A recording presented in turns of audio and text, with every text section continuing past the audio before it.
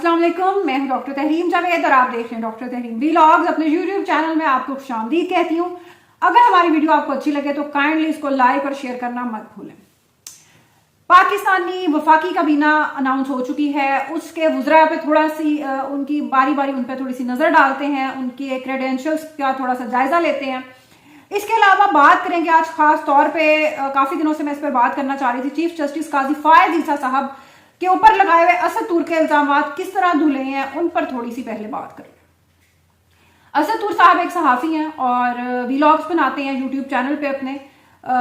Main stream media पर तो आपको उस तरह वो नजर नहीं आते, ज्यादा उनका काम बेसिकली यूट्यूब पे ही रहा है। सुप्रीम कोर्ट की वो कवरेज करते रहे हैं, कोर्ट रिपोर्टिंग में बेसिकली उन्होंने काम किया। जर्नलिज्म में वो ज्यादा मशहूर तब हुए थे बेसिकली जब पाकिस्तान तहरीक इंसाफ की रहनुमा शिरीन मजारी साहिबा की जो दुख्तर ईमान जैनब मजारी, उन्होंने केस लड़ा था असद तूर का। बेसिकली असद तूर को गिरफ्तार भी किया गया था, या आप कह लें कि जबरी गुमशुदा किया गया था पिछले दौरे हुकूमत में।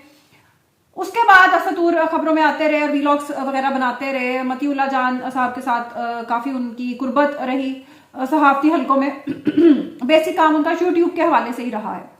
असद तूर को पिछले दिनों दोबारा गिरफ्तार किया गया था और असद तूर साहब जब भी मीडिया की उनकी थोड़ी सी कवरेज होती थी, जब भी कोई आता था कैमरा पकड़ के, तो साथ ही असद तूर साहब शुरू हो जाते थे, थैंक यू चीफ जस्टिस काजी फायज ईसा साहब, थैंक यू चीफ जस्टिस। कहना वो ये चाह रहे थे कि ये सारा कुछ फायज ईसा के इशारे पे हो रहा है। फायज ईसा इस कदर ताकतवर चीफ जस्टिस बन गया है कि पूरे मुल्क में गिरफ्तारियां उसके हुक्म से हो रही हैं। वंडरफुल। अच्छा, अब क्या हुआ है कि इस केस की प्रोसीडिंग चल रही थी अदालत में और वहां पे फिर फायज ईसा साहब, अच्छा जितने भी सहाफी मिलते रहे असद तूर साहब से, उन्होंने यही बताया है कि जितने भी सवालात किए जा रहे हैं असद तूर से, वो सारे के सारे फौज के हवाले से, एस्टेब्लिशमेंट या इलेक्शन और इन सारी चीजों के हवाले से। फायज ईसा के बारे में उनसे कोई सवाल नहीं किया गया, लेकिन चूंकि फायज ईसा के ऊपर गाली देना आसान है, उसके ऊपर भौंकना आसान है, क्योंकि उसने कौन सा कोई कार्रवाई करनी है एस्टेब्लिशमेंट के ऊपर, जरा बात करके देखें फिर आपको लग पता जाता है। तो उनको फायज ईसा को जितना मर्जी गंदा कर दो, उसके ऊपर जो मर्जी कीचड़ उछाल दो। अब फायज ईसा साहब बेचारे अदालत में बैठे कह रहे हैं कि हमने तो ये केस नहीं बनवाया, तो FIA या किसी आप लोगों ने किस चक्कर में ये केस असद तूर पे बना दिया। हमने तो नहीं कहा, हमने तो कोई नहीं कहा कि हम पे कोई तनकीद कर रहा है, जितनी मर्जी। और मुल्क के ये सारे घटिया तरीन सहाफी, जिनमें इमरान रियाज और ये सारे के सारे घटिया जहनियत के, ये सदीक जान और जितने भी ये सहाफी नाम नहाद, इनको सहाफी कहना तो सहाफत की तौहीन है, ये सारे फायज ईसा साहब के ऊपर एक मुनज्जम कैंपेन चलाते रहे कि ये तो पता नहीं कौन से फैसले दे रहा है मजहब के और इसके ऊपर तो हमला कर देना चाहिए, ये तो पता नहीं क्या करना चाहता है, इसके क्या अकीदे हैं। हालांकि बेचारे अक्सर मजहब का हवाला दे रहे होते हैं अपने फैसलों में। तो असद तूर साहब के सारे लगाए हुए इल्जाम गलत साबित हो गए और हमने पहले भी यही बात की थी कि एक चीफ जस्टिस इतना ताकतवर कहां से हो गया है कि वो पूरे मुल्क में लोगों को उठवाता फिर रहा है। लेकिन वही बात है कि गाली देना आसान है, उसके ऊपर कीचड़ उछालना आसान है, उसका कोई मसला नहीं होना, उसने कुछ कहना नहीं है, उसने कोई केस नहीं बनवाना, एस्टेब्लिशमेंट के ऊपर गाली देना आसान नहीं है। तो ये बात है। अब अदालत में भी ये बात साबित हो गई है कि असद तूर ने जो इल्जामात लगाए थे और हर दफा चीफ जस्टिस काजी फायज ईसा साहब थैंक यू, वो गलत थे, झूठे थे, लफ्ज थे। आगे चलते हैं और बात करते हैं वफाकी काबीना के बारे में। बड़ी जबरदस्त काबीना है और किसी भी मुल्क में और खासतौर पर पाकिस्तान में जो बड़ी वजारतें, अहम वजारतें होती हैं, वो एक होती है खजाना की, एक होती है दाखिला की, एक होती है खारजा की। इसके अलावा भी कई छोटी चीजें हैं, लेकिन ये 3 वजारतें बेसिकली वफाकी काबीना में सबसे अहम होती हैं। अब पिछला जो दौरे इमरानिया था, उसके बाद दौरे शहबाजिया आया और उसके बाद अब फिर hybrid regime ultra pro max शुरू हो चुकी है। उसमें यह हो रहा है कि अगर एक्सक्यूज मी, अगर कोई वजीर अपनी मर्जी का लगाने की कोशिश की जा रही है तो उसके साथ स्टपनी के तौर पे 2 मशीर एस्टेब्लिशमेंट के, निगरान हुकूमत के अपनी मर्जी के फिट कर दिए। मसलन एक वजीर खजाना बनाए गए औरंगजेब साहब, जो अच्छे बैंकर हैं, प्रोफेशनल बैंकर हैं, देखते हैं क्या तब्दीली लेकर आते हैं।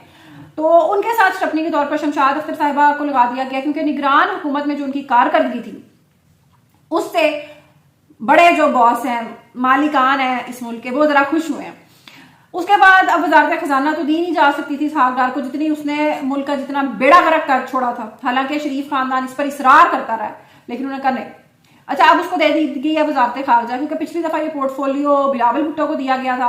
तो अब ये हाइप बनाने के लिए कि देखें जी हमने कितना जबरदस्त प्रोफाइल दिया है इसहाक डार को। और मुझे ये बात समझ नहीं आ रही कि इसहाक डार जैसा शख्स जो अपने मुल्क के टीवी चैनल का एंकर उससे सवाल करता है कि आपसे मुल्क की मैशियत नहीं संभल रही, आप इकोनॉमी को नहीं कंट्रोल कर पा रहे, आप डॉलर रेट नहीं कंट्रोल कर पा रहे, तो कहता है I don't care, I don't care, IMF का फायदा नहीं होता, आई डोंट केयर। जिस शख्स का ये एटीट्यूड है मुल्क चलाने के लिए, उसको क्या परवाह है कि खारजा पॉलिसी क्या। अब उनके साथ भी स्टपनी के तौर पे 2 अपने बंदे लगा दिए हैं, तारिक फातमी और एक और साहब, तो उनको लगा दिया गया है ताकि जो बड़े इवेंट्स हैं वहां ये जा सके। और मुझे नहीं समझ आ रही कि जो भारत का वजीर खारजा जब बड़े बड़े आलमी इवेंट्स में भारत की नुमाइंदगी करता हुआ इन पे पाकिस्तान पे कोई बात करेगा, तो इसहाक डार साहब वहां क्या करेंगे? क्या वहां पे भी वो यही ड्रामे करेंगे? ये जो जियो पोलिटिकल सिचुएशन है, पूरी दुनिया हमारे खिलाफ साजिशें कर रही है, क्योंकि हम बहुत बड़ी इकोनॉमी जो बन चुके हैं और हम बहुत ट्रिलियन डॉलर्स की हमारी इंडस्ट्री है, डेवलपमेंट है, तो सारी दुनिया ने जाहिर है हमसे डरना है। तो इस किस्म की वहां पे भी जाके बोंगियां मारा करेंगे, पता नहीं क्या सोच कर इनको वजारत खारजा दी गई। लेकिन फिर मैं सोचती हूँ कि बाकी जो वजीर लगाए हैं, ख्वाजा आसिफ है, राना तनवीर, एहसन इकबाल, इनको फिर क्या सोच कर लगाया गया? अवाम, अच्छा यकीन करें, अवाम पंजाब में इन्हीं बाबों के चेहरे देख देख कर तंग आ चुकी है। यकीन करें, हर बार ये पता नहीं कोई 6ठी 7वीं दफा मेरा ख्याल वजीर बने, और ख्वाजा आसिफ ने पता नहीं कितनी दफा वजीरा दिफा बनना है। यानी इसको अगर इलेक्शन ना जितवाया जाता तो फिर वजीर दिफा कौन बनता? यही बात है जो नून लीग को समझ नहीं आ रही।